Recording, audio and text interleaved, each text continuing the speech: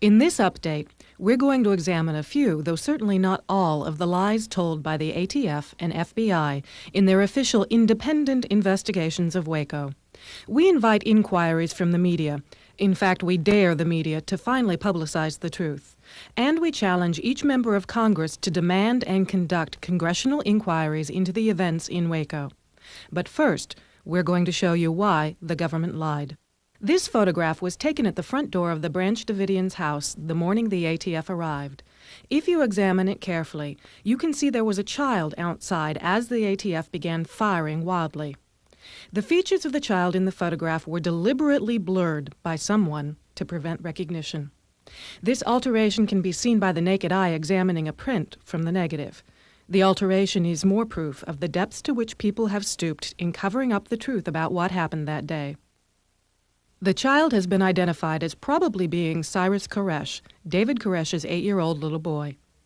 After the raid, these agents were captured on film running with a small body to an ambulance. If these agents were carrying an adult, you would see legs or some part of the body extending below or beyond the agents themselves.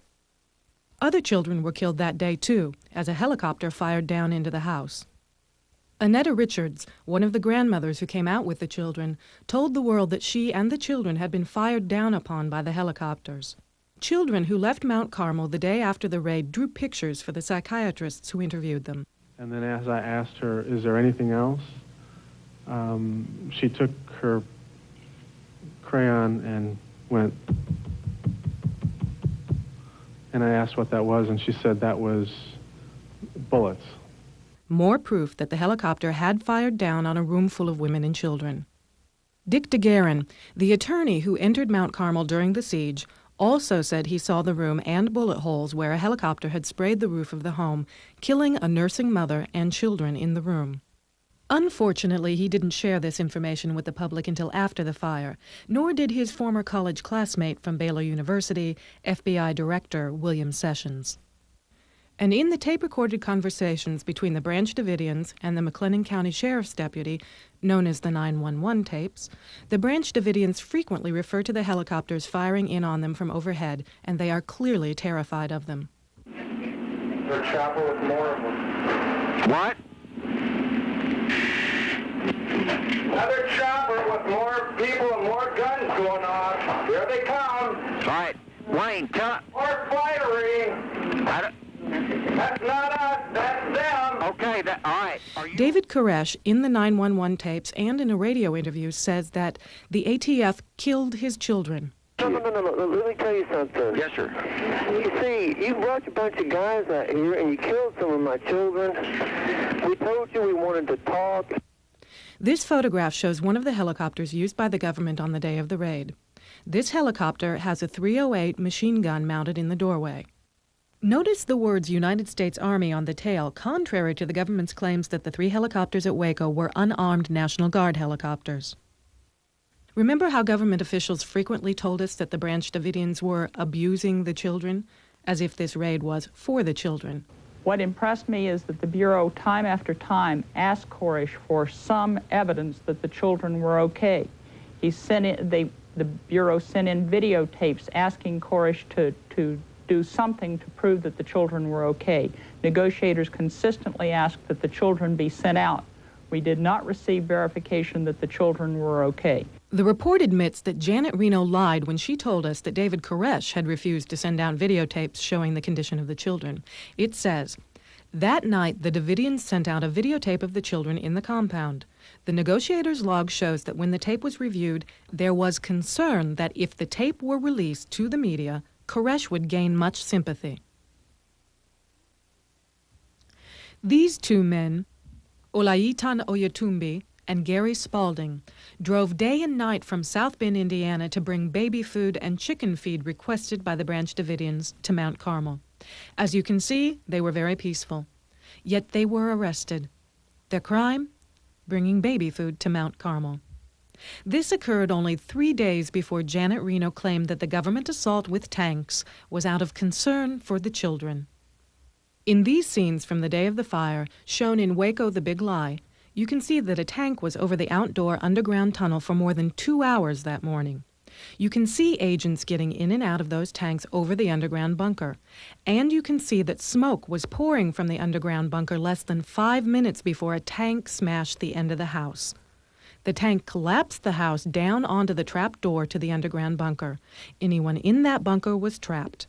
No one in the house would be able to run to the safety of the bunker to escape the deadly gas and flames. Autopsies showed that many children died of blunt trauma. On the Maury Povich show, Coroner Rodney Crowe told how those children died. 3 children had blunt force trauma, but it was from the falling concrete in the bunker that fell on them. There's an opening in the top of the bunker, 8 feet approximately in diameter, and large chunks of concrete fell on these people. 21 of them died of gunshot wounds, and the rest died of smoke inhalation and, of course, suffocation due to being buried in debris when the bunker collapsed. So now we know why the Treasury Department, the White House, and ATF and Department of Justice were so desperately lying to us all along. We were told every day that this raid, the gassing, the attack on the house, and the destruction of evidence had all been because of concerns for the children. We had concerns for the children. The big lie continues. The ATF is under the direct control of the Treasury Department. As head of the Treasury Department, Lloyd Benson would be ultimately responsible for any wrongdoing by ATF. Yet it was Benson who chose the so-called independent investigators. Each of the 3 so-called independent investigators Benson chose had been involved directly in the planning, execution, or cover-up of the police firebombing of the headquarters of a group called MOVE in Philadelphia that resulted in the fiery deaths of MOVE members in a situation similar to Waco. According to the introductory letter from Treasury Secretary Lloyd Benson to President Clinton, the committee's report was supposed to be a vigorous and thorough investigation of the events leading to the loss of law enforcement and civilian lives near Waco, Texas on February 28, 1993. But on the cover of the report, it doesn't say it is a thorough investigation of the events in Waco. It says it is an investigation of Vernon Wayne Howell. Even in the Treasury's report, which was not released until September 1993, the ATF persists in calling the Branch Davidian house the heavily armed fortress-like compound, even though by now we have all seen that the house was a simply constructed masonite exterior frame home. And on page 3 it begins, "in memory of," and then names each of the deceased ATF agents. There doesn't seem to be any question of whether this was going to be an independent or vigorous and thorough investigation of the events on February 28, 1993. The overall perspective for the raid was spelled out in an internal Treasury Department memorandum from Christopher Kyler, Assistant Treasury Secretary for Enforcement, to Mike Langan before the raid, in which Kyler matter-of-factly says that the agents will be raiding a Branch Davidian Seventh-day Adventist church. It doesn't get any plainer than this. They've spelled it out for us. The government set out to conduct a military assault on a church. This same memorandum specifically says that the ATF raid will be assisted by state, local, and military authorities. Again, spelling it out for us, every level of government participated in this military terroristic attack on a church full of 140 men, women, and children. The results of the supposedly independent investigation, known as the Treasury Report, were released September 29, 1993. It berated ATF leadership for failing to cancel the raid when they knew the ATF had lost the element of surprise. ATF Director Stephen Higgins and others were forced to resign, with full pensions. The ATF tried to make it seem that they were admitting error by blaming leaders for losing the element of surprise. And we had our plan down, we had a diversion down, all were put into effect, and they were waiting. What we had was someone who eliminated the element of surprise, which is what we needed, and in so doing, our agents walked into an ambush. The main problem we had, I don't believe, is that we were outmaneuvered or outplanned. The problem we had is that we were outgunned.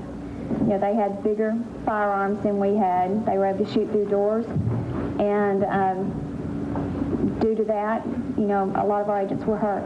The ATF had the Branch Davidians under surveillance for over a month from the house across the street. They knew the land was completely flat. There could be no possibility of surprising the Branch Davidians with 100 men arriving in cattle cars visible from miles away. The Treasury report admits that ATF's own public relations person, Sharon Wheeler, contacted several Dallas television stations several days before the raid. The lie that the ATF lost the element of surprise was aided by the media while showing us this very edited piece of footage of the first day of the raid, over and over, as an announcer would say, the ATF was met with a hail of gunfire. And just in case you somehow hadn't heard the ATF claim that the Branch Davidians were waiting for the ATF, within a week after Mount Carmel was burned to the ground, NBC television aired the government's official propaganda as a movie, showing Branch Davidians at all the windows with guns waiting for the ATF to arrive.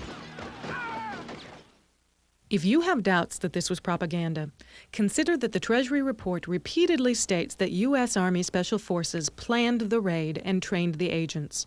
The ATF raid leader is former Special Forces, and even advisors to the independent investigators included Delta Force Special Forces.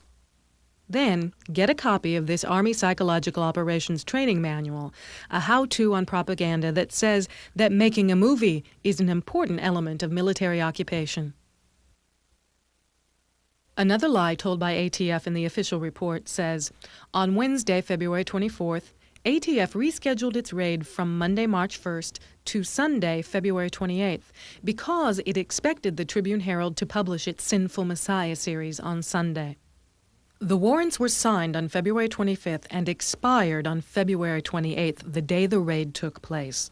The raid was never moved up a day, and these warrants weren't filed with the court until March 1st either. The ATF is lying when it claims they lost the element of surprise, and the ATF is lying when it says it moved the raid up a day so as not to lose the element of surprise. So were the Branch Davidians waiting for them, or is that a lie too? John McLemore is a reporter for KWTX Channel 10 television in Waco, Texas. Both he and cameraman Dan Maloney were present at Mount Carmel on February 28th, the day ATF raided Mount Carmel, and they claim to have filmed the scenes of the initial raid. In one of the first Associated Press newspaper reports that came across the wire services on February 28th, John McLemore is quoted as saying, "They came right in, parked right by the front door, and made a frontal assault on the building." Another article across the AP wires on February 28th said that, according to witnesses, federal agents hid in livestock trailers as they drove up to the compound. As 3 National Guard helicopters approached, the 100 law officers stormed the main home, throwing concussion grenades and screaming, "Come out!" There is no mention of any barrage of gunfire from the Branch Davidians in these first reports. And in actuality, the Branch Davidians reacted the way any American would react when his home was broken into by armed terrorists. They first called the police. They dialed 911. 911, what's your emergency? There are 75 men around our building. Okay, just a moment. In the tape recordings of these conversations, we can hear the fear and distress of Wayne Martin as he says, "Yeah, tell them there are children and women in here and to call it off." Brad Branch, a Davidian who was also interviewed by phone, described it this way. When they jumped out, David opened the door and put his hand out and says, "Now hold on, we have women and children in here." And bullets started hitting the door and all through the foyer, and that's when we slammed the door. The Treasury report also says Koresh appeared at the front door and yelled, "What's going on?" From that statement in the report, we have an admission by ATF that Koresh came to the door. The Treasury report next claims that the agents identified themselves, stated they had a warrant, and yelled, "Freeze" and "Get down." Examining the official report for plans for the raid, there is absolutely no plan for any agent to first knock at the door or announce the agent's presence. The ATF planned the entire raid using dynamic entry teams, who were to burst through the front door, underground bus, and upstairs windows simultaneously. David Koresh, in an interview with CNN, said it happened like this. They started firing at me. And so what happened was that I fell back in the door and the bullets started coming through the door. And so then what happened was some of the young men and stuff started firing on them. And I was already hollering. I was saying, "Go away." You know, I was hollering, "Go away. There's women and children here. Let's talk." The Treasury report next says, But Koresh slammed the door before the agents could reach it. Gunfire from inside the compound burst through the door. The force of the gunfire was so great that the door bowed outward. Then gunfire erupted from virtually every window in the front of the compound. This photograph, taken by a Waco Tribune-Herald reporter, proves that all of these claims in the Treasury report are absolute lies. Since the door is still cracked open, it obviously was never bowed outward from the force of shots inside, which would have slammed the door shut before any bowing could occur. If any shots had been fired from inside, the exit holes of the bullets would have split and chipped paint and the outside of the door. The holes in the door are neat and uniform and are obviously holes made by bullets shot from outside by ATF.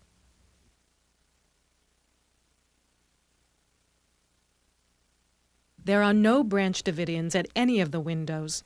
This scene of the front door was also filmed from a side view by KWTX Channel 10. Here, too, you can see that no one is shooting at the agents behind cars at the front door. No bullets are hitting any of the car windshields or throwing up dirt around the agents.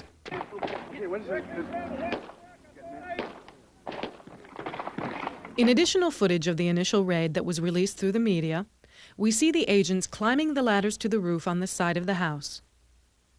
These agents were supposed to be on the roof within 33 seconds after arrival, according to the plan.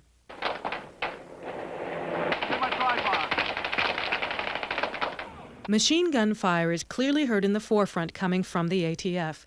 ATF agents yell, "Too much live fire," telling their agents to quit firing wildly.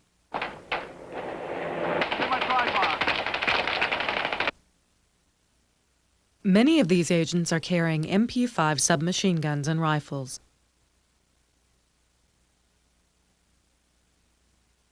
Notice that no one is shooting at these agents either as they climb the ladders.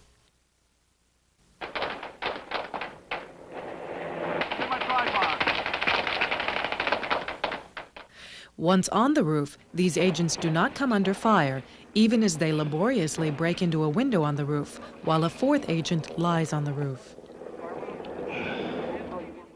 Listen carefully to the background sounds as we watch this again. A helicopter is close overhead, but there is a cut in the film from a close shot to a wide shot, and the helicopter sounds change abruptly. The ATF has claimed none of its helicopters had guns that day, but in each segment where a helicopter approached the house, we also found a cut in the tape footage.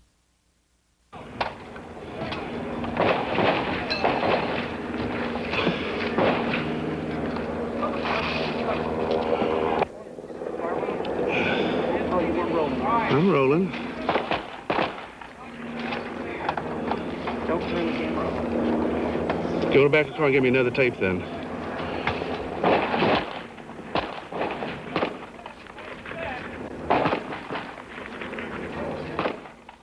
This agent is carrying a smoke grenade. He has already drawn his 9mm handgun before he goes in the window.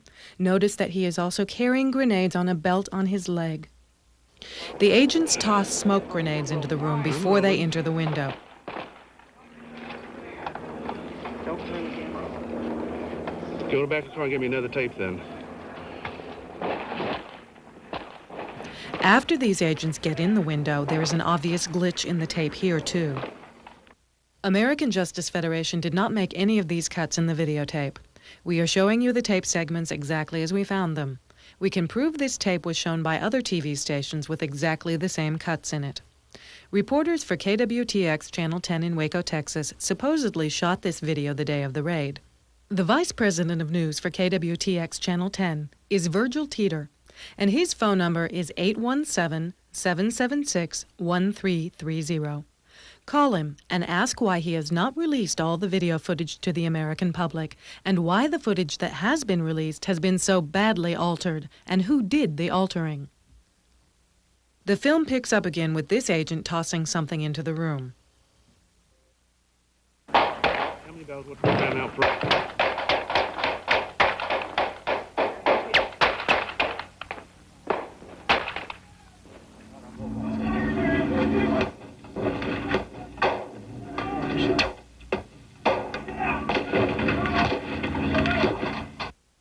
Now in Waco the Big Lie, we showed you how this agent first tosses a grenade into the room. He withdraws his hand, then shoots into the room. Shots begin coming out of the room. He is then hit by a round in the back of the helmet. He falls to the roof, grabbing the back of his head. Then he gets up and slides rapidly down the ladder.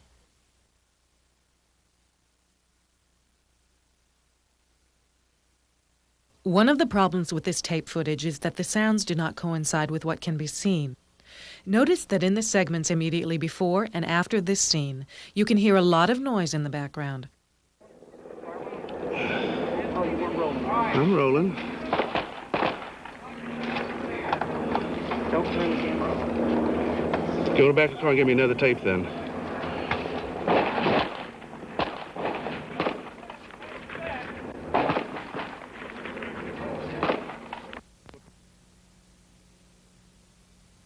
How many dollars would that now for?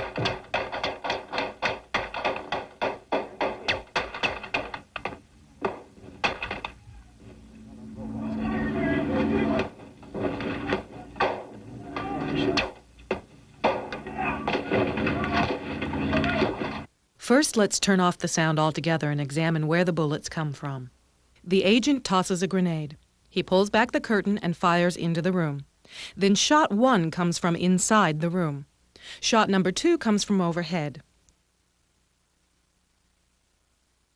Numbers 3 and 4 come from inside the room. Number 5 makes 3 holes at once from the inside. 6 goes up from inside. The agent fires again. 7 comes from inside and strikes the agent. Shots 8, 9, and 10 come from overhead.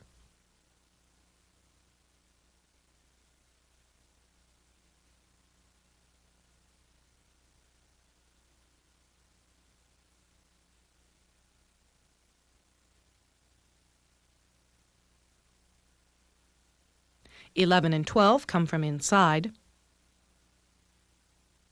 13 comes from out in the yard.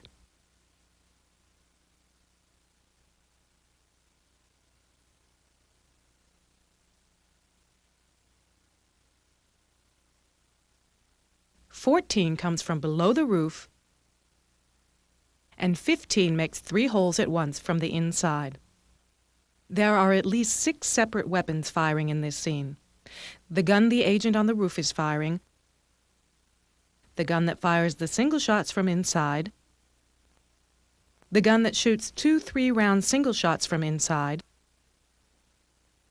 the gun firing from overhead, the gun firing from below the roof, and the gun firing from out in the yard. These weapons should not sound alike, and they should not sound the same distance from the camera. Now listen to this scene with the audio as it was released by KWTX Television in Waco, Texas. You can hear the sound of the grenade exploding, but after that, the bullet sounds are virtually identical, and there are places in the tape where there is absolute total silence, or the background noise cuts in and out, all signs of heavy editing. How many dollars would that now for?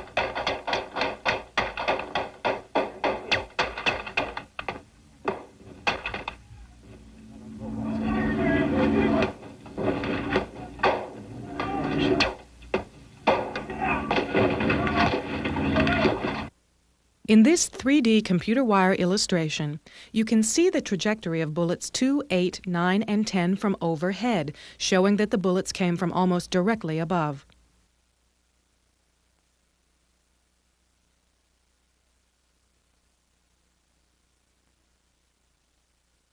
It will be important later on to know the locations of various objects in the yard. Here we see a gray shed where 3 agents will be seen later. This is a blue tarp covering equipment near the house. These are storage tanks out in the yard. One of the Branch Davidians' buildings was a high tower located here. The camera filming all these scenes was located approximately here, way out in the yard, using a long telephoto lens. On March 5th, the ATF released a detailed story to the Dallas Morning News, complete with diagrams and descriptions of where the 4 agents who were killed had died. ATF's story and diagrams showed that all 3 of the agents who had gone in that window had died inside that room.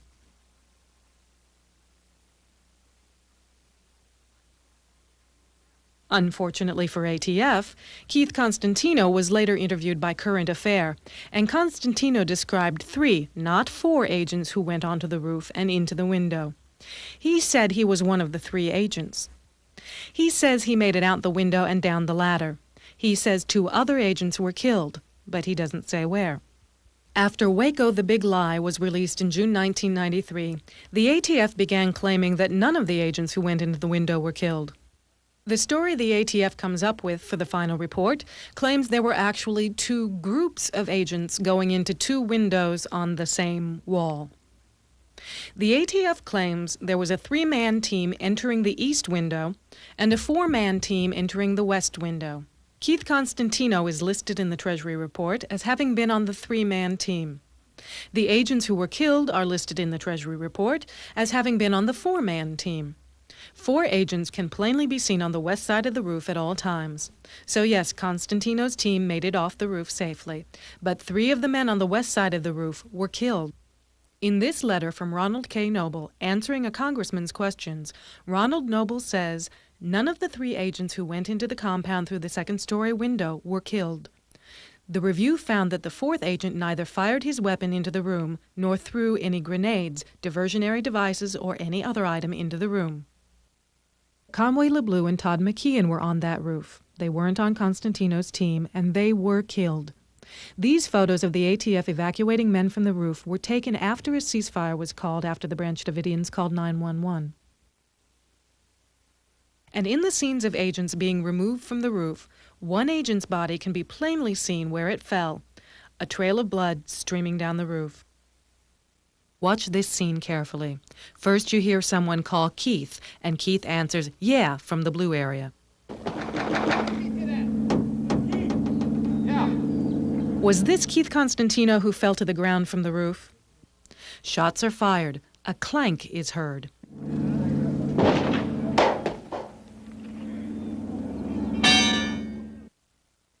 Notice that there had been a pry bar on the roof a few minutes earlier, and that this clank could have been the result of this pry bar being knocked off the roof by an agent getting out of the window.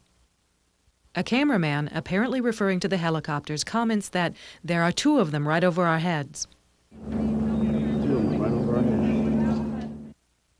Shots are fired from the blue area again. Cameraman! Hey! Ambulance! Ambulance, got it!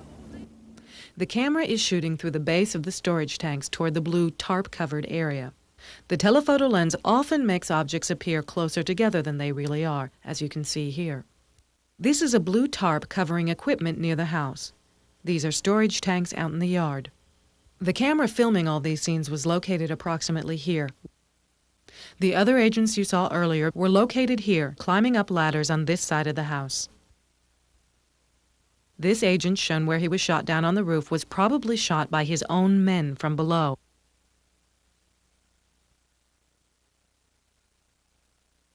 The trajectory of the bullets here are in direct line with the direction in which he fell. The 4 agents who were killed that day were Conway LeBleu, Todd W. McKeon, Robert J. Williams, and Stephen D. Willis. 3 of the 4 agents who were killed that day had been President Clinton's bodyguards during his presidential campaign. Clinton himself stated this in his address to the Treasury on March 18, 1993, and named these agents by name. The new head of the ATF is now John McGaugh, himself the former head of the Secret Service, and in charge of presidential bodyguards. 2 of the agents who were killed that day, Todd McKeon and Conway LeBleu, had appeared 18 months prior to the raid on the television program 48 Hours in a segment about the ATF. In the official report, all of the agents who were killed have an asterisk next to their names in the report. The asterisk means that none of these agents was treated at a hospital, but instead all were treated by a private physician. Not only did these agents have multiple wounds, but 3 of them had virtually identical wounds, a shot to the left temple that exited through the rear of the head, professional execution style. The autopsy on one of these agents also says a bullet fragment consistent with a 7.62 round was removed. A 7.62 NATO round is the same bullet fired by the machine gun in the helicopter you saw earlier. It would appear that someone in the government wanted to be certain these men were real dead. The autopsy notes that one of the agents suffered a deadly wound to the throat and a cut lip, which the coroner's notes attribute to an attempted field tracheotomy. Yet at trial, Nizam Pirwani, the doctor in charge of the autopsies of these agents, said this was a bullet hole. Interestingly, this particular coroner has been sued numerous times for such things as leaving a person on the table for an hour and a half before realizing the person was alive, and losing a woman's larynx, the portion of the neck most crucial to the strangulation death he was investigating. Yet he was the coroner upon which the investigation of the most heinous crimes in America would depend. It gets worse.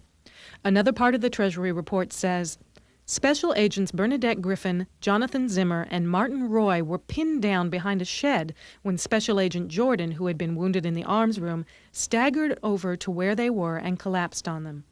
Special Agent Griffin discovered that Jordan's arm was bleeding profusely. She elevated his arm and compressed the wound with her hand until the ceasefire 90 minutes later. These are the scenes that the ATF report was supposedly just describing. These agents aren't pinned down behind a shed, and they are not dodging bullets either. The agent on the ground is half in, half out of a body bag.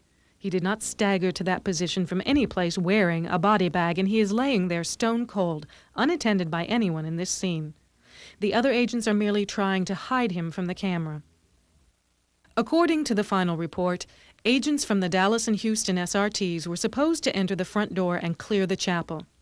If agents were actually inside the chapel as the plan called for, it is easy to see how agents were injured by shrapnel and shot, because we found this footage of yet another ATF agent throwing in not one, but 2 grenades and shooting into that very chapel. Watch the holes that appear in the glass to tell the difference. Now we will show this again in slow motion.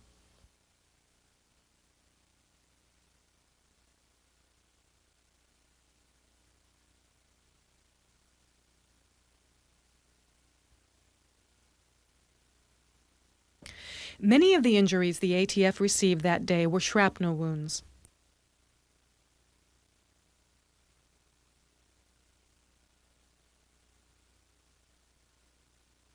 When the Branch Davidians called 911, they were connected with Lieutenant Lynch at the Waco Police Department, and Lieutenant Lynch was connected to government agents who were in the house across the street from the Branch Davidians.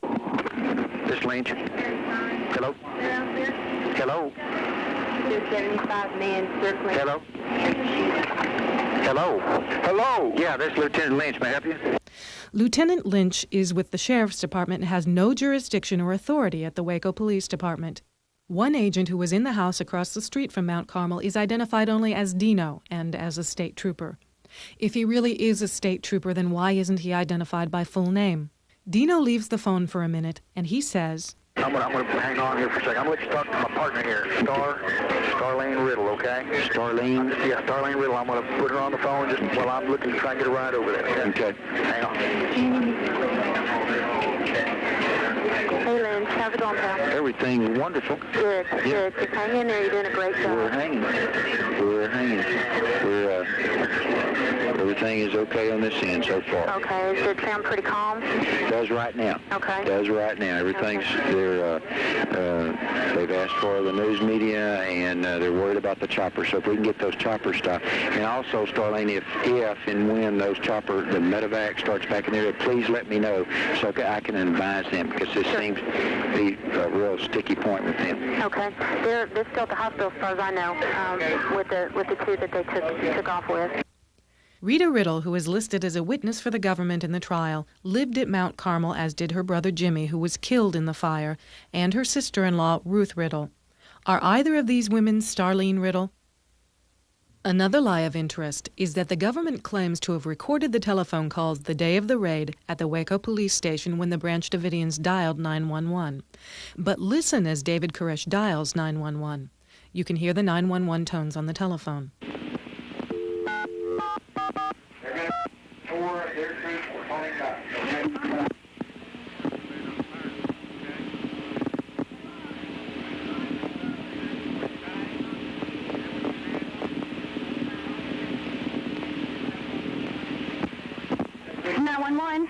Just a minute. David Koresh here. Just a moment. Okay. Here's David. The police station didn't record this when the call came in. This recording could only have come from a tap on David Koresh's phone line. There was no warrant to tap the Branch Davidians' telephone. This is a violation of Federal Law 18 U.S.C. 2510, and yet another lie. Mike Schroeder, along with Woody Kendricks and Norman Allison, had gone to work the morning of the raid and heard about the raid on the radio. They quickly tried to return home. They were stopped at the roadblock that had been set up by state troopers. Obviously, they would have been searched before these troopers would allow them to enter, and if they were presenting any sort of threat, the troopers would have arrested them on the spot. Instead, the troopers allowed them to pass the roadblock and walk towards home. Mike Schroeder never made it. He was shot 7 times in the back. He wasn't even on the Branch Davidian property. He was some 300 yards away. His autopsy describes his wounds as having been made from distant sniper shots. However, the official ATF report claims that ATF agents approached the men and identified themselves, and that the 3 men began firing at ATF.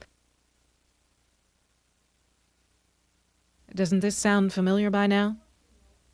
The account we have just provided is from an account written by the government's own agent in the probable cause affidavit filed against Woody Kendricks and Norman Allison, who were indicted by the government for conspiracy to commit murder.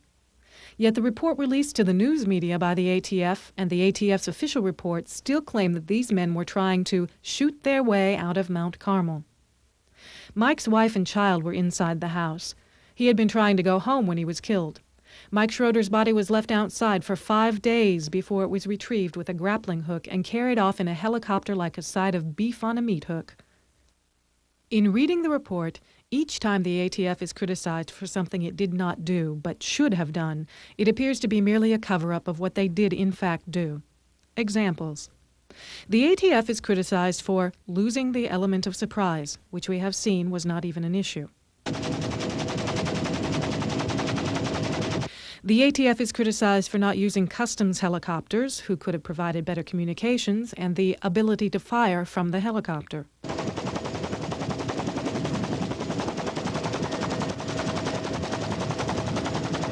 The ATF is criticized because they didn't have and couldn't use automatic weapons fire. The ATF had plenty of automatic weapon fire. Of special significance is a part of the report that says a superior solution would have been to gain the advice of the Army's Delta Force. Has it come to this in the United States of America that federal agents investigating a tax violation are complaining because they needed machine guns, special forces military training, and tanks to raid a church? Conveniently, the Waco Tribune-Herald began a series of scandalous articles the day before the raid on Mount Carmel. In these articles, the Tribune made the claims we were to hear repeated over and over in the media thereafter, that David Koresh abused children, that he had multiple wives, and that he believed he was God. The source for these stories, no matter whether it was the Waco Tribune-Herald telling them or the national television networks, were always the same handful of people. The gents from Australia. The Toms from Australia. Victorine Hollingsworth from England had been inside Mount Carmel during the siege. Surprisingly, she was allowed to leave Mount Carmel and return to England while the siege was still going on. Robin Bunns is a former Branch Davidian member who had a child by David Koresh. This child would be Koresh's only known surviving heir, standing to inherit Koresh's sizable estate. Robin Bunns' mother also claimed to have been one of Koresh's lovers.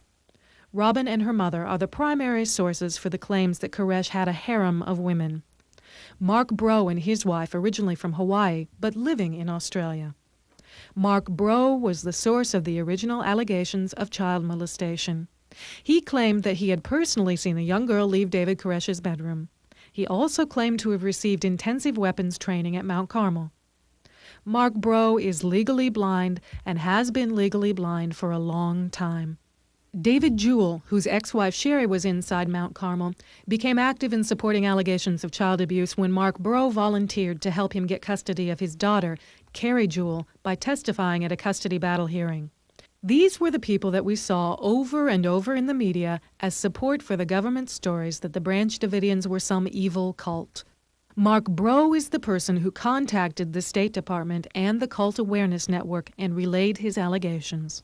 Cult Awareness Network, known by its initials CAN, targets religious groups around the world for hate campaigns in the media.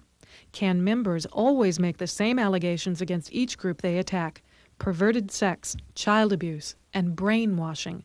It reads like a worn-out script. It has been repeated so many times against so many different groups. CAN receives funding through the Anti-Defamation League. The Anti-Defamation League was recently indicted in California and Virginia for illegal spying on United States citizens and engaging in covert information gathering activities in conjunction with law enforcement personnel. By saying what CAN wants to hear, disgruntled former members quickly enlist CAN's aid and the media's ear. At the urging of these former members, it was CAN who had complained to Texas authorities that the Branch Davidians were abusing children. Even Sheriff Harwell of Waco knew that these allegations had already been investigated twice and found to be baseless. There was really no evidence of child abuse. It was only allegations. And again, I say today that we have not ever found any proof of any child abuse out there. Rick Ross, one of the Cult Awareness Network's so-called deprogramming experts, had continuous access to FBI negotiators. Shown here is an example of Rick Ross's expertise as a deprogrammer. Rick Ross is a convicted jewel thief and is presently under indictment for kidnapping. He has no known credentials to support his claim as an expert, yet the FBI allowed him to advise on the course of negotiations while ignoring advice from numerous theologians and genuine psychological counselors. The media, without apology, became tabloid sensationalists, regurgitating what the government told them and parading the all-too-willing detractors before us to reinforce the lies. NBC has twice run this excerpt, the same edited scene of bullets coming out of the wall, claiming they obtained a home video called Waco the Big Lie from a man who lived outside the ruins at Mount Carmel. Roadside vendors include John Ellis, who sells this home video using news footage in an attempt to prove there was a government conspiracy to get the Branch Davidians. They showed this handwritten label to emphasize that it is a homemade video. Unfortunately, the handwriting on that label is Linda Thompson's handwriting, the chairman of the American Justice Federation. She handwrote the label when she sent a copy of the tape to NBC, the day American Justice Federation finished the tape. This proves that NBC had the tape since June, and not only has refused to show it, but is instead committing fraud to discredit it. Not only do we have press that cooperates with the government and lies to us, we found 3 instances where unlawful force, including deadly force, was used at Waco by the government to keep the press out. On the day of the raid, an unidentified reporter was beaten. Get that camera out of here! Get out of here! I need help! I am... Move! Go! This is an inexcusable and illegal abuse of the right of the free press. And why would the ATF risk beating this reporter in this manner? We can later see the body of an agent in a truck. This is the same body and truck that were later filmed leaving Mount Carmel in scenes shown on the news. What is interesting, however, is that there don't appear to be any other cars in the area as there were after the raid, so the time this scene was filmed is important to learning when this agent really died. When Linda Thompson was leaving the press area in Waco, she was stopped at one of the roadblocks and detained by this ATF agent who kept an MP5 submachine gun, his finger on the trigger, pointed at her head in the car. She snapped this picture and hid the film before the ATF agent illegally searched the car. Another example of how the government deals with the free press that aren't hand-picked to tell you lies. And if the Branch Davidians, after being fired upon by helicopters, having their windows broken in, grenades thrown into their home, and ATF agents firing upon their children did finally fire back, they have Texas law on their side, which says, Texas Penal Code, Subchapter C, Article 9.31, Self-Defense. The use of force to resist an arrest or search is justified if, before the actor offers any resistance, the peace officer uses or attempts to use greater force than necessary to make the arrest or search, and when and to the degree the actor reasonably believes the force is immediately necessary to protect himself against the peace officer's use of or attempted use of greater force than necessary. The FBI quickly moved in to seal Mount Carmel from the world. Before the day ended, an armored personnel carrier was brought in, and the Branch Davidians' communications were quickly cut off, making sure the world would not know the Branch Davidian side of things. The FBI had no warrant allowing them to block any communications whatsoever, yet the Branch Davidians' phone lines were immediately cut off and routed directly to the FBI. This is a felony under Title 18 of the United States Code, Section 2511. The FBI knew the Branch Davidians had ham radio and CB equipment and jammed these communications illegally as well. Media was kept 2 miles away, and the only news the world would hear would be the official story told by Agent Bob Ricks of the FBI at a press conference each day at 10:30 a.m. in Waco, attended only by the press that the FBI allowed to enter. The Department of Justice report admits many of the things that millions of Americans saw with their own eyes in Waco, the Big Lie, a videotape produced by the American Justice Federation about what happened in Waco. The Department of Justice report admits that the Branch Davidians were tortured for 51 days and their property systematically destroyed. The night of March 21st and the early morning hours of March 22nd, the FBI cleared vehicles around the compound, played loud Tibetan chants on the loudspeakers, and used the external floodlights. Peter Gent was shot on top of the water tower.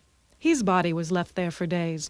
The government's report reflects that the government repeatedly refused the Branch Davidians' request to remove his body.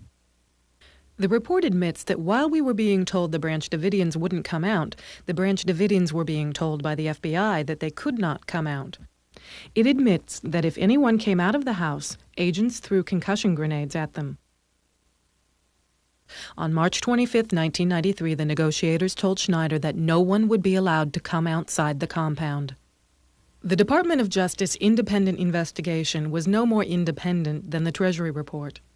Edward Dennis is an attorney who represents the government in various cases and had cases pending before the Department of Justice at the time he conducted the so-called independent investigation.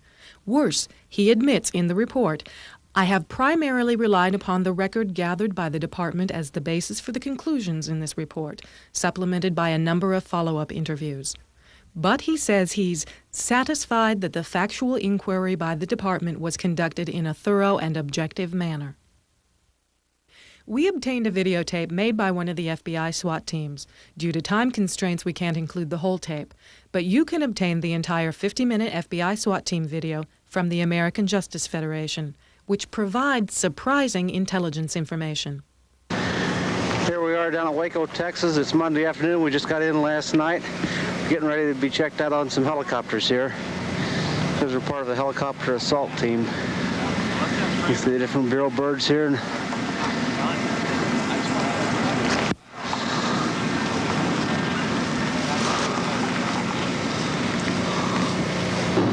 Get the things on.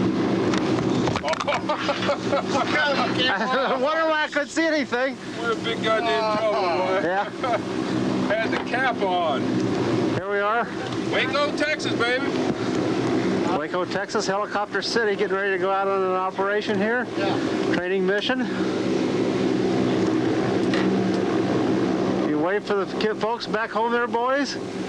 Hello from Waco. Good morning, Vietnam. See another one of the birds getting ready to go up. We're going up with an 8-man team. 4 people in each bird.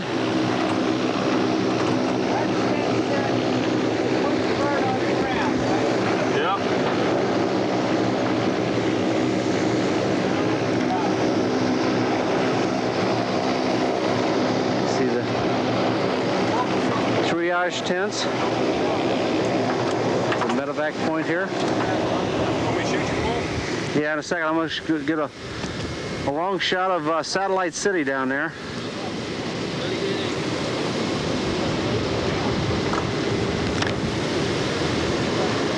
There they are. Boys getting ready to go. Hey, put this in your gear. Getting ready to go up in the bird here and take a look over the area. We get out, right? And then in case we do something, we're going to supply air cover, I guess. Whatever.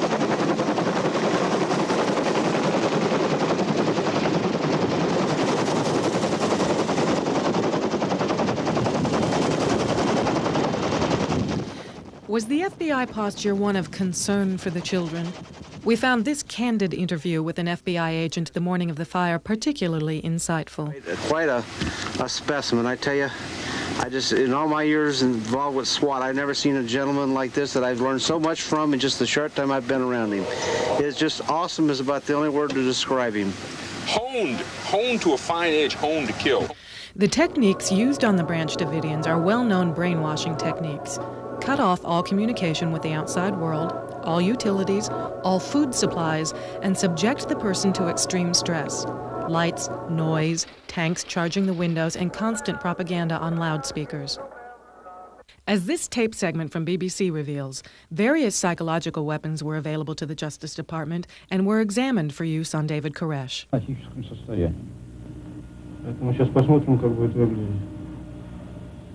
Two Russian psychologists have been brought in from Moscow to demonstrate a technique for analyzing the human mind and then influencing it. The concept is that with an understanding of an individual's mind, key words transmitted in music or white noise will force that person to obey. The FBI examined the system to use against David Koresh at Waco in Texas. CNN said. And they use some intangible tools, analysis of voice patterns, deviant behavior analysis, different kinds of tools that allow them to develop their confidence with the person they're dealing with. In November, Janet Reno was a speaker at a secret conference on this type of mind control weapon and other so-called non-lethal weapons, including weapons such as laser guns designed to blind, extremely low-level sound waves that can cause violent debilitation, and microwave radiation weapons. This in the United States of America. How many of these weapons were actually tested on the Branch Davidians? The FBI SWAT team video captured the sounds of one of these psychological warfare devices. Here we are, it's Wednesday afternoon. We're here at the Y intersection. It's a checkpoint at the Y. 3. It's Agent Meredith.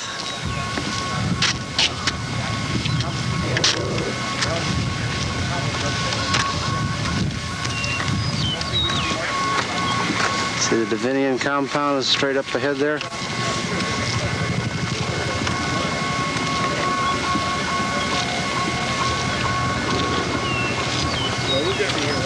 Tell everybody what that noise is? I don't know if you can hear the noise on this tape, but that's some of the noise being made up there by the compound.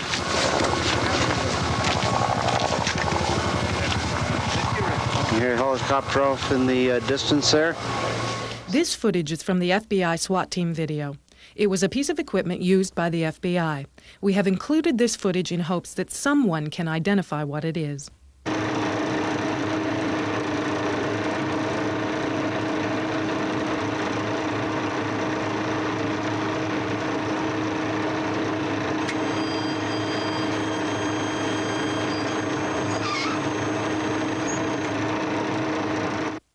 Let's watch that again in slow motion.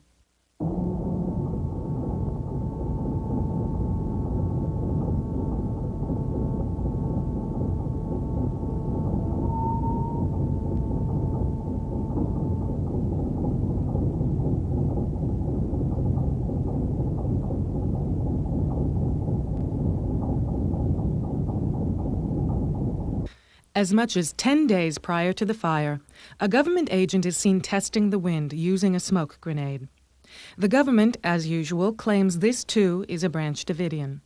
If so, it is a Branch Davidian dressed in a dress shirt and slacks, who casually meanders around the yard about 50 yards from the house in full view of the armed federal agents surrounding the house. What of the final day of the fire? A fire break was cleared by the tanks completely around the house. A fire break is a clear area, free of brush and debris, to keep a fire from spreading outside the cleared area. This fire break is easily seen in the overhead picture of the house after tanks cleared out the bushes and cars. Here, we have slowly taken away everything around that complete compound. The Department of Justice report admits that tear gas was inserted into all windows of the compound through the Mark Vs in the 2 CEVs as well as by ferret rounds launched from the Bradley vehicles. Ferret grenades are 40mm mortar rounds which would easily kill anyone the rounds would hit. And the gas used wasn't tear gas. The Justice Department has now admitted it was CS gas, a gas banned for use in wartime by a treaty signed by the United States in January 1993. It is a gas that, according to the manufacturer, should never be used indoors, ever. Perhaps these 55-gallon drums of kerosene, and whatever this other substance in the black drums with red stripes is, provide the answer to what was really used that day. The FBI SWAT team says these drums belong to the FBI hostage response team. As these shocking pictures show, the FBI hostage rescue team had set up a sniper nest in the barn outside the house. Sandbags lined the walls, and rifle turret holes have been made in the walls to sniper fire out at people. A match-grade ammunition box, a high-quality ammunition used by skilled snipers, is on the ground. Someone has made marks on the wall like you might see made when a gunslinger makes notches in his gun for each kill. The FBI SWAT team film shows us the sniper positions in a barn out back of Mount Carmel. Bonnie Nestor Johnson, Oak Ridge. It's the entrance to the garage. This back room is a sleeping and eating quarters, as well as a weapons storage area. Directly ahead is a tarp leading to one of the 3 sniper positions. During the morning of the fire and throughout the day, reporters announced that up to 20 people had been seen escaping before the fire. 21 people were found shot. With our long-range camera, we did see some people scurrying out. We couldn't tell how many. It was shortly after that that we heard that there were 20 people who had come out. It was after that that we heard from the Justice Department over the wires that they were saying there were only 8. They are probably being careful and understating things for the beginning. Let's hope so. Listen to the FBI SWAT team tape as the fire burns. Shots can be heard from nearby and echoing off the house. That means the shots were being fired at the house, not from the house.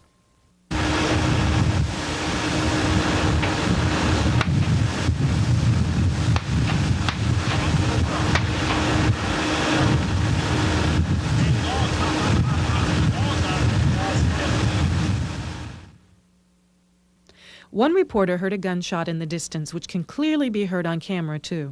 Did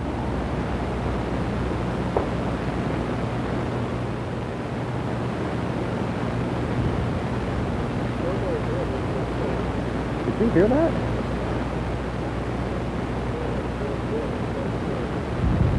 I don't know.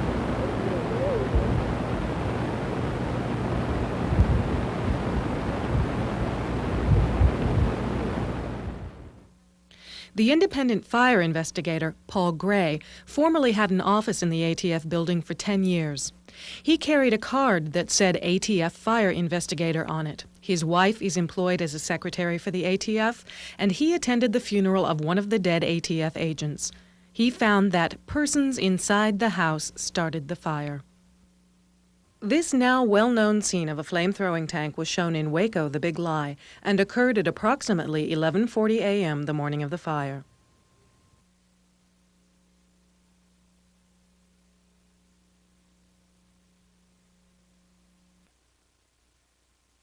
Another tank is around back of the house shortly after the flame-throwing tank was seen out front.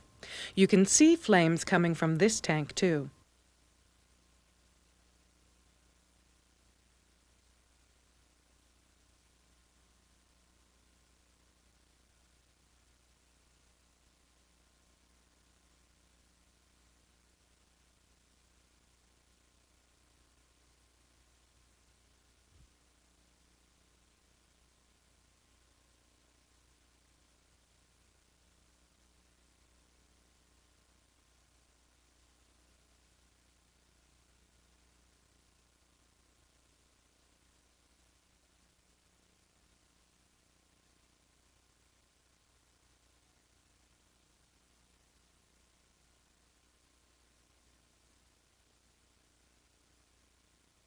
There is no smoke coming from the front of the house yet.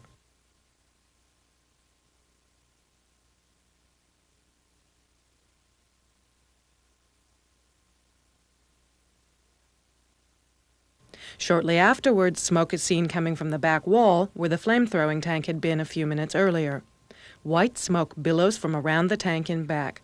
Soon the entire back is engulfed in smoke.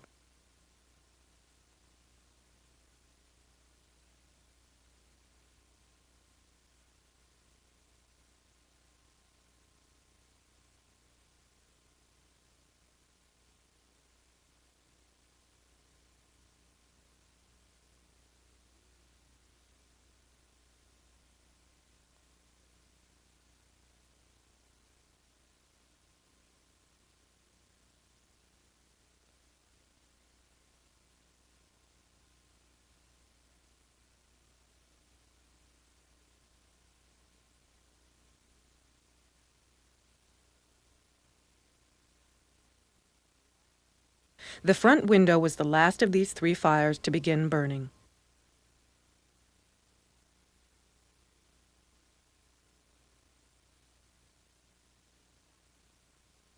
At the same time as fire was already breaking out in the back of the house, as you just saw, a tank was at the front door. As this tank backs out, flame can be seen shooting from the front of it.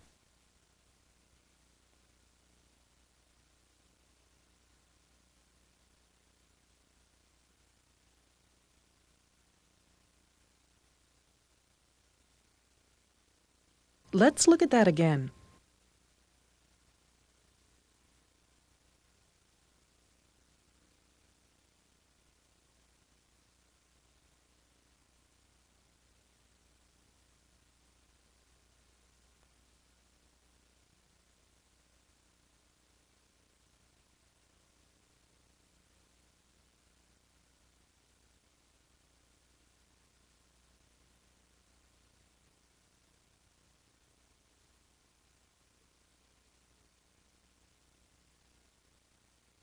The tank then goes to the side. As the tank withdraws, it appears to have a human being speared on the end of the gun, which it quickly shoves back into the building. As it withdraws the gun again, boards snap off, obscuring what appears to be a body from view. Notice, however, that the board and the back of the body, or whatever it is, are on fire. We'll show that again.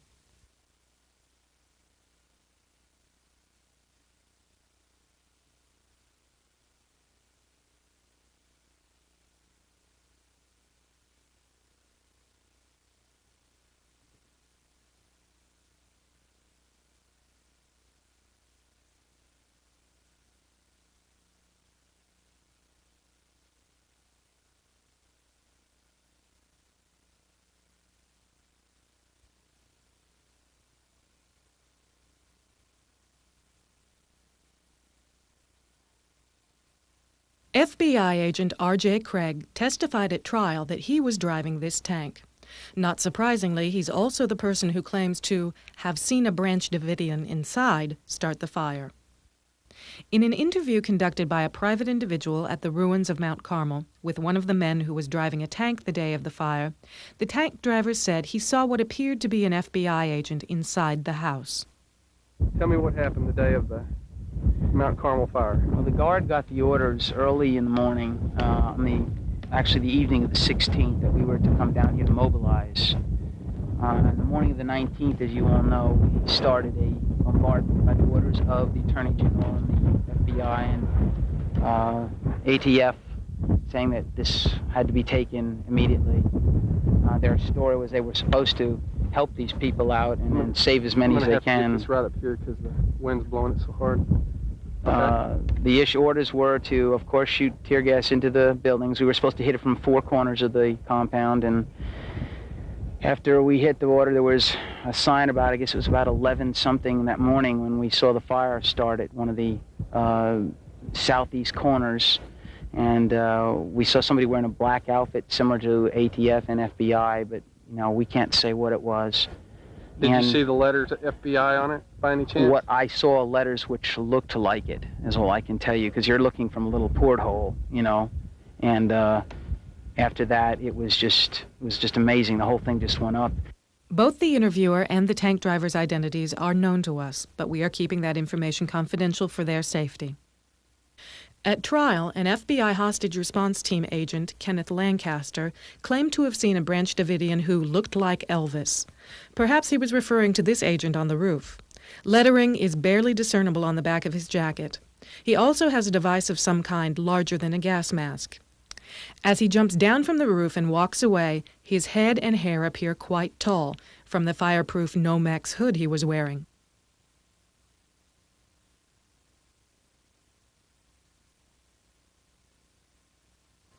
This is similar to a type of fireproof hood sold in police catalogs, shown here.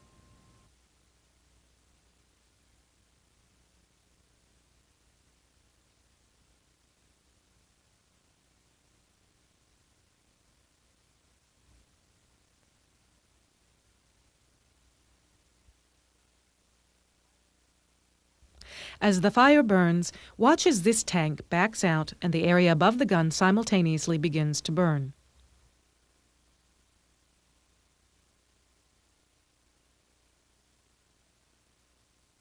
We'll play that again.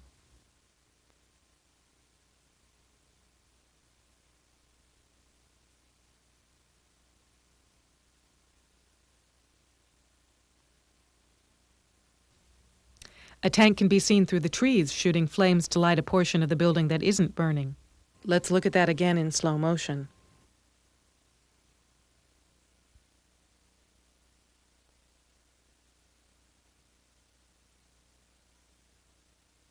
Before, during, and after the fire, agents can be seen coming and going around the house.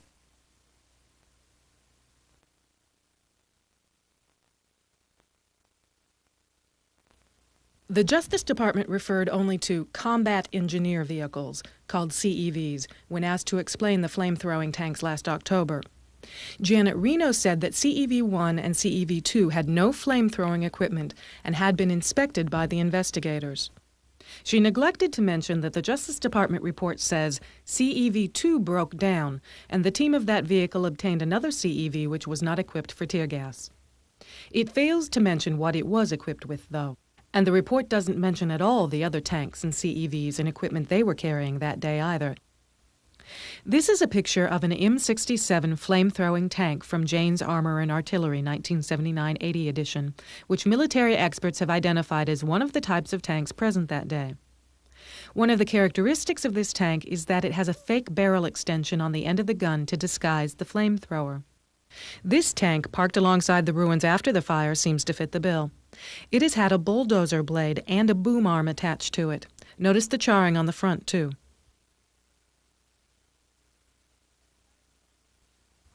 Besides that, in the Department of Justice report, the government absolutely, positively, and unequivocally asserts that it did not accidentally set the fire by knocking over any lanterns. Someone was certainly worried that the public was learning the truth. The government was taking a serious beating from public outrage after Waco, the Big Lie, was released. And we've seen an example of police state America in what happened at Waco when they used flame-throwing tanks and CS gas against American citizens, which is against the United States law.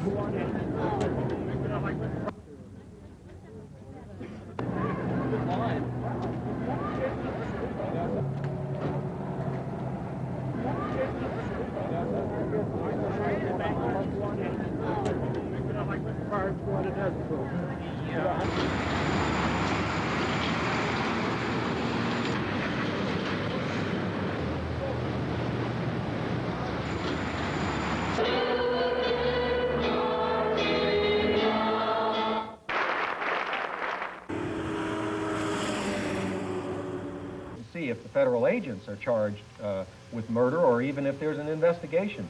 Let me let people know that we will have a complete showing as soon as we go off the air. Stand Up America, this is Dave Frank, and welcome. Going in the senator's office to inform the senator of the facts.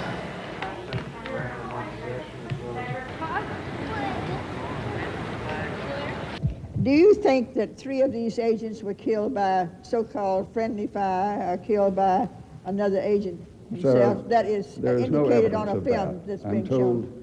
There's no evidence of that they do not believe that any of them were killed by friendly fire, that it all came out of the compound. You don't believe this video film that's being shown around indicates that? No, I do not, and the investigation does not concur with that. Still a discussion about the Wendy Thompson video, leading to speculation in some quarters that the government either inadvertently or by design ignited a fire at the compound.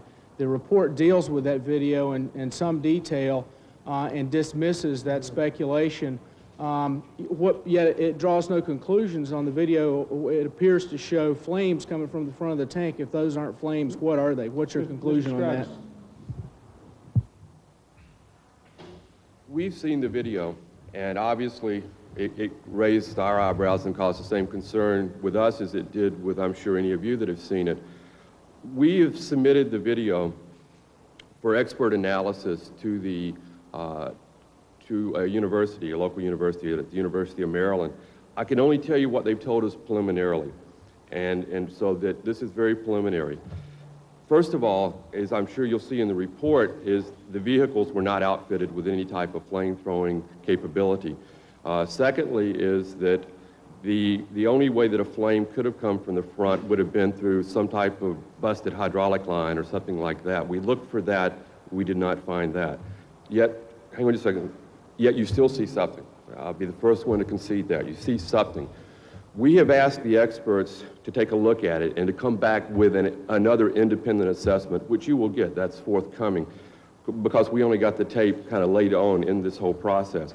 The preliminary assessments are, and I want to stress preliminary, are that there were dispersal agents that were used to disperse the gas. And when I say gas, really, CS gas is not truly a gas. It's a particulate. And so it's like a powder that falls on an area and spreads out. It takes a dispersal agent to then project it into an area. The dispersal agent used in this was a gas, carbon monoxide and something else that was heavier than air.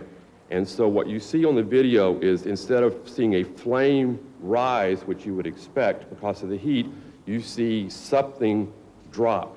And the preliminary opinions are that that is the dispersal agent, which is, by the way, is questionable whether that's flammable, but the general consensus is it's non-flammable. And apparently that is a light, perhaps it's dust, perhaps it's a defect in terms of the way the video was taken, and it's the dispersal agent falling to the ground. Yes, sir. Some people in R&D, military sources I've showed that video to, have told me that that's not a conventional vehicle, that it was, to use their words, jury-rigged at Fort Hood for the express mission at hand in Waco. That's generally true. Is that correct? It was, it's a boom that was rigged. There were two vehicles. It was CEV, Combat Engineering Vehicle 1 and 2. CEV 1 was rigged with a boom to be able to insert gas into the second level, CEV 1 into the first level.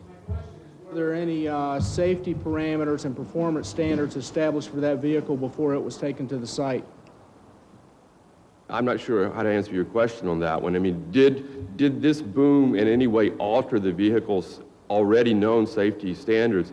Is, to the best of my knowledge, the answer to that is no. It in no way altered. Contributed or possibly caused an ignition source because they didn't know its performance standards. We looked at that, and that's what we addressed in the report. We had the people take a close look at that vehicle, the very same one. We saw no problems, no indication of fire, first of all, and we saw no busted fuel lines, no change capabilities. We looked very carefully at that vehicle, and we saw nothing like that. You don't think that was flame at the front of that tube in the video? I don't know what it is. I have to be honest with you. At this moment, I don't know what it is. There's other video that's taken from a... Okay, I'm sorry. Go ahead. And let me say one more thing just to finalize that. The fire did not start at that location, and that video that you saw was taken approximately 30 to 45 minutes before the fire began, and the fire did not start at that location. The nagging trail of implication to Special Forces just keeps popping up. Soldier of Fortune magazine claimed the flames on the flame-throwing tank were mere reflections. This magazine's principal advisor is Colonel Beckwith, founder of Delta Force, and the editor, Robert K. Brown, is former Delta Force as well. Reed Irvine of Accuracy in Media made the bald-faced claim that the flame-throwing tank in Waco the Big Lie was doctored. He declined an offer to have the footage analyzed. He, too, writes for Soldier of Fortune magazine. Bo Greitz, former Special Forces and a self-proclaimed patriot, was the first to claim the flames on the tank in Waco the Big Lie were just a reflection from debris, and that the CS gas caused the fire. Tom Donahue and Ron Engelman, radio announcers who were fans of Bo Greitz, made the same claims, as did Carl Wigglesworth of WOAI Radio in San Antonio. Wigglesworth brought in James Pate of Soldier of Fortune to ambush Linda Thompson on a radio program.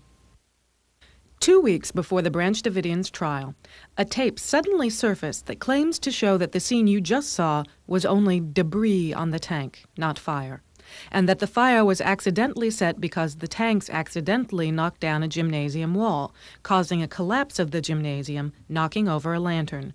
We call this the Mrs. O'Leary's cow theory of the fire. Soldier of Fortune magazine, in its February 1994 issue, touts this tape and reproduces these pictures. In the first infrared picture from the tape, which Soldier of Fortune claims proves the gym was collapsed before the fire began, There is an arrow pointing to an area where the tape claims that half the gymnasium appears to be gone.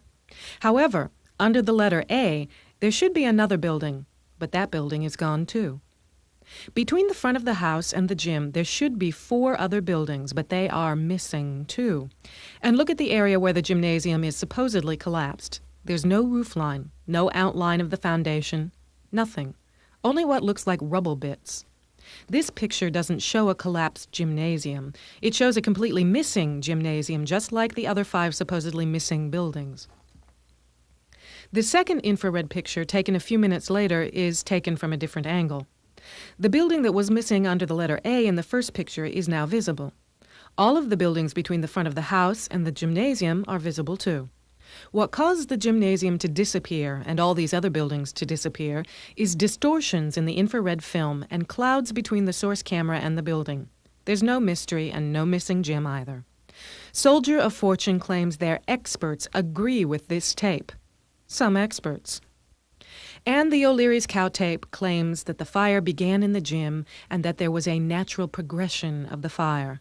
As these easy-to-see pictures clearly show, the gymnasium was one of the last buildings to catch fire, and it is still plainly standing more than 20 minutes after the fire starts.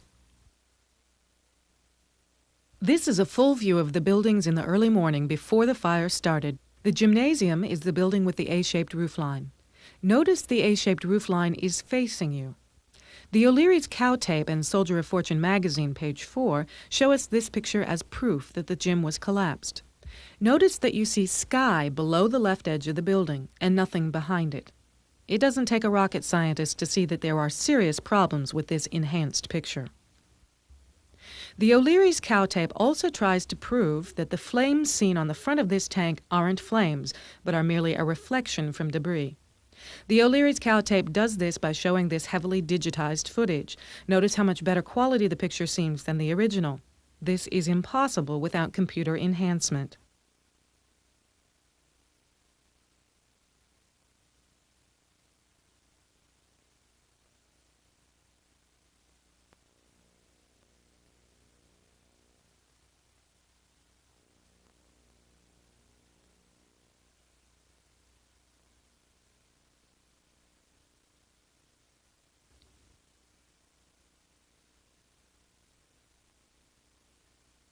The source for the pictures publicly admitted that he had digitized the pictures.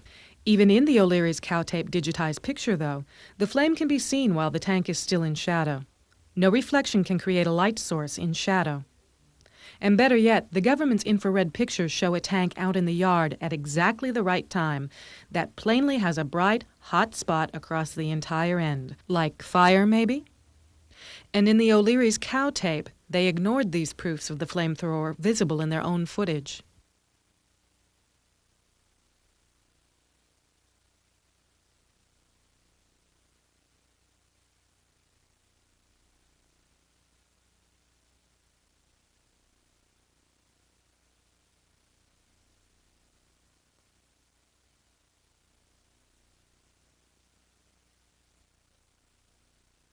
So who has a motive to cover up here?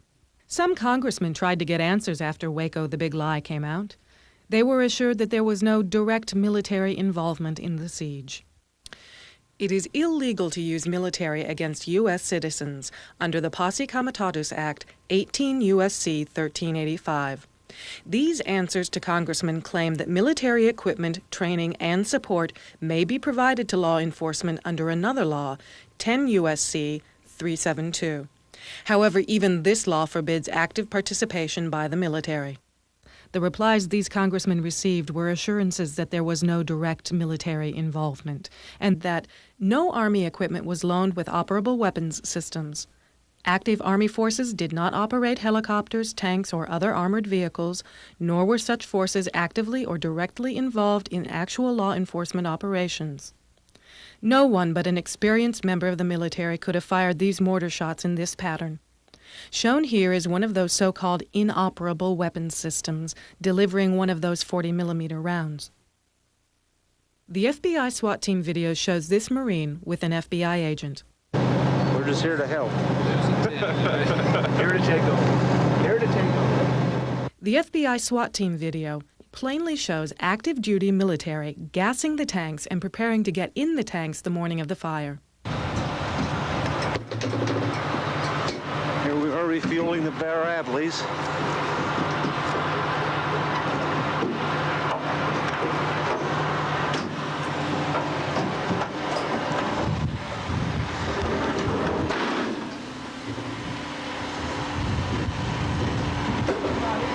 Any problems?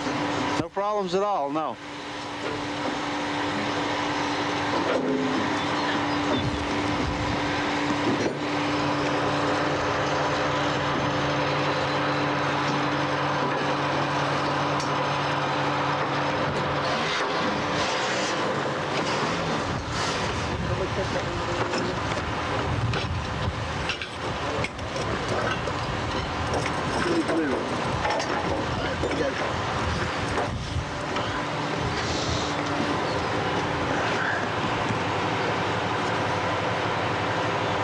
Here you see the back of the Bradley.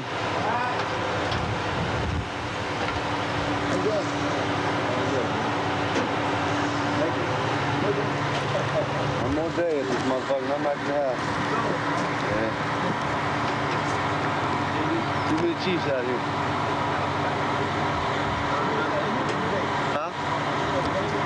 And here, active duty military are plainly flying the FBI helicopter and Army evacuation helicopters. We're going up with an 8-man team, 4 people in each bird.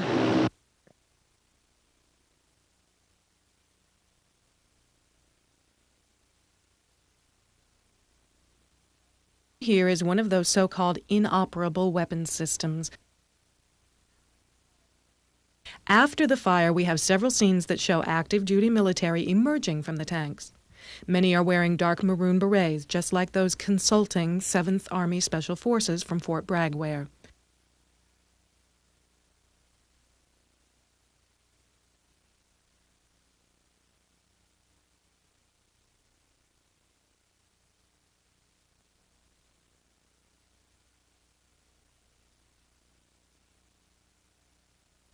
This is a portable flamethrower, which was used in World War II and in Vietnam, particularly to blast underground bunkers. The tanks are worn on the agents' backs, similar to what can be seen in these pictures during the siege at Waco.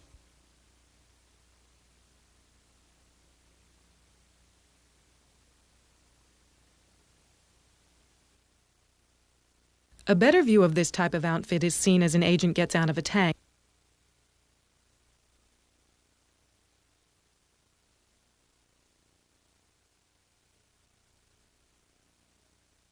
The camera cut away here, but when it returned, the agent is being assisted by another agent.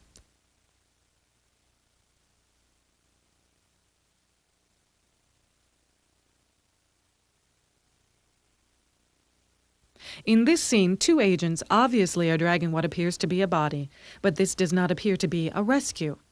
As they reach the far side of the tank, you can see that one of the agents has a portable tank on his back and engages in a spraying motion.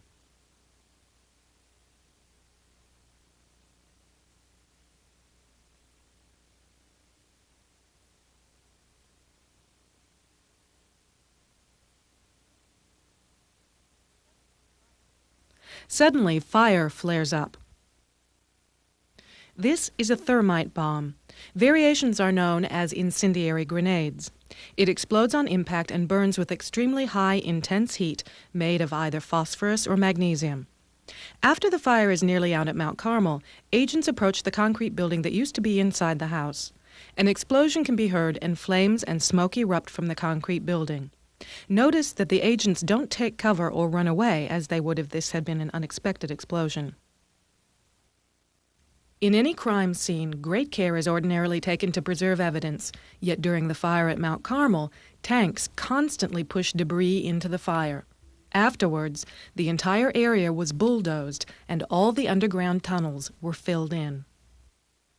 And continuing to show the same careful regard for the preservation of evidence as demonstrated earlier, and with a total lack of respect for the humanity lost at Mount Carmel, an agent relieves himself in the ashes beneath one of the tanks that was used to destroy the Branch Davidians.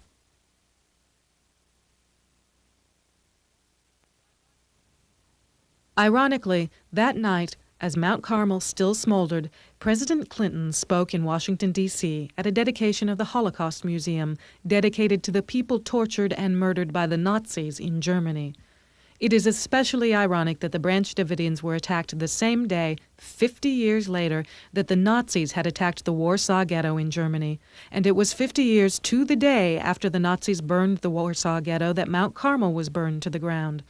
As Bill Clinton commemorated the memorial, he said, "The Holocaust began when the most civilized country of its day unleashed unprecedented acts of cruelty and hatred abetted by perversions of science, philosophy, and law.